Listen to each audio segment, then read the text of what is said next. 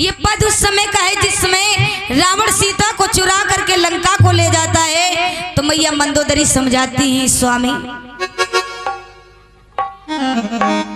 कि पतिव्रता को क्यों हर लाए, और बहन के कहने से स्वामी कि पतिव्रता को क्यों हर लाए, और बहन के कहने से और लंका की दुर्गति हो जाए। सिया के रहने से सिया नहीं सोत आई है, सिया बन मौत आई है।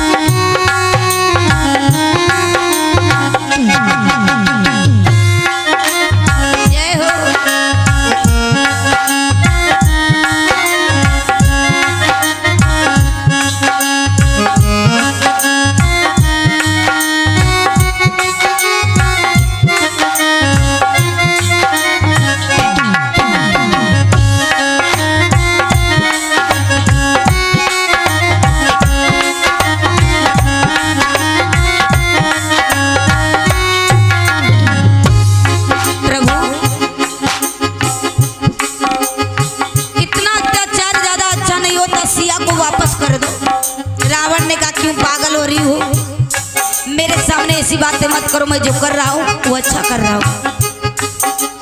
पतिव्रता को क्यों हर लाए, बहन के कहने से लंका की दुर्गति हो जाए। सिया के रहने से सिया नहीं सोत आई है, सिया बन मौत आई है।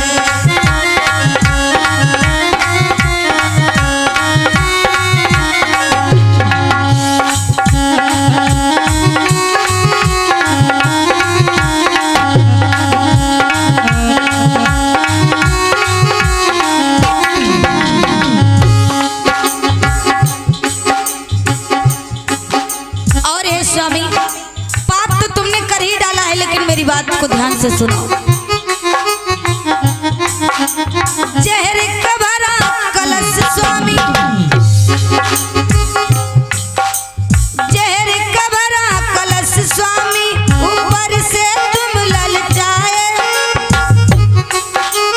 जहां से लाए सिया प्रभु तुम वही भेज कर आओ।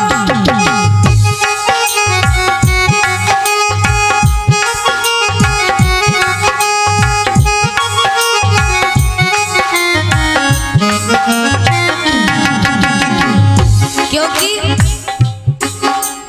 कौन सलाब पढ़ाओ मुझको झूठे गहने से, कौन सलाब बताओ मुझको झूठे गहने से। लंका की दुर्गति हो जाए, सिया के रहने से सिया नहीं सोत आई है, पिया बन मौत आई है।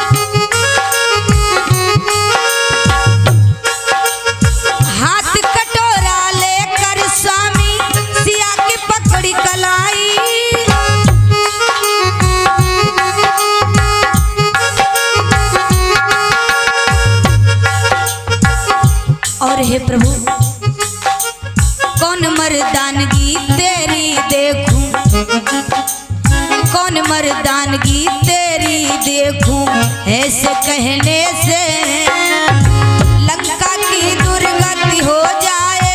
सिया के रहने